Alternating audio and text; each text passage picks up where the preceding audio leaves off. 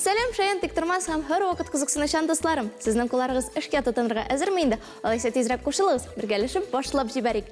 Бүгін біз сіздің білән шаян лама ясаяшақбыз. Мұның үшін бізге қатырғы, түрлі бизәгішлер, қошы, жилім яйсы 2 яклы скотч һәм төсле фломастерлар керек болашақ. Шыбызны башылап жібәрік. Баштан қағазны алабыз һәм оны орталай бүкләп қоябыз. Хәзер шуңардан біз ламабызның гәүдәсен кисеп шығашабыз.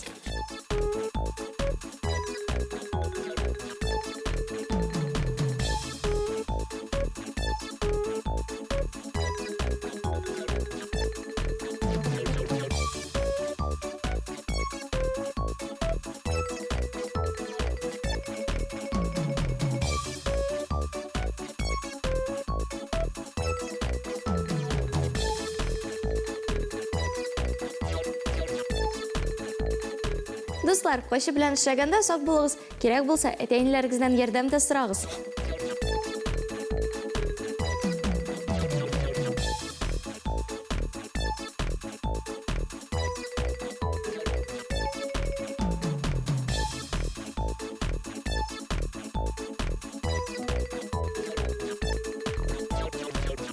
Шулық қағазден бізге 2 томшыны кесіп алырға керек. Бұл біздің ламбызның құлақлары болашақ.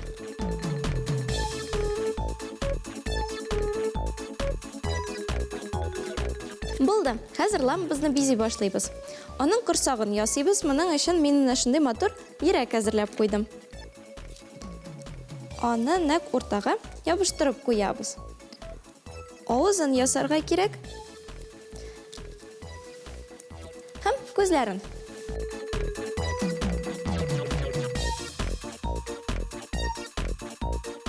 Алдан кесіп қойған құлақларын да ябыштырып қоябыз.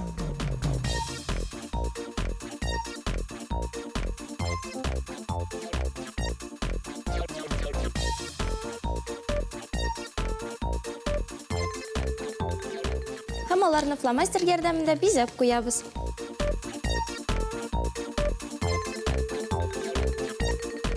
Аякларын да бизибез.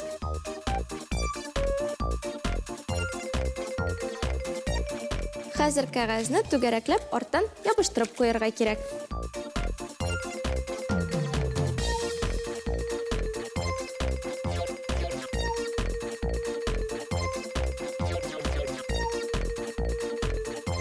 Болды, мотор ламабыз әзір. Достар, сіз де һичшиксез мындай ламаларны ясап қарағыз һәм Инстаграмға шаян кул эшләре хэштегы белән чыгарыгыз.